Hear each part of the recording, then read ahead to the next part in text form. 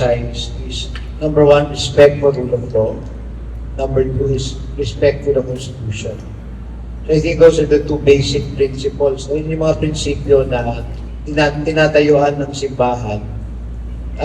Kaya yun yung naging stand ng simbahan. Kasi exhaust all means according to the rule of law at saka yung konstitusyon.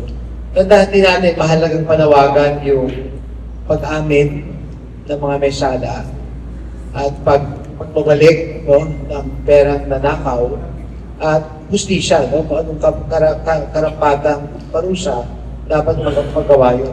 Doon mangyayari yung paghihilom. Kaya yung masasabi natin yung tinatahak ng simbahan. At hanggang hindi na uubos yung kakayahan natin na gawin yon at mapanagot lahat, then yun yung usapan. Kaya wala sa usapan yung design na,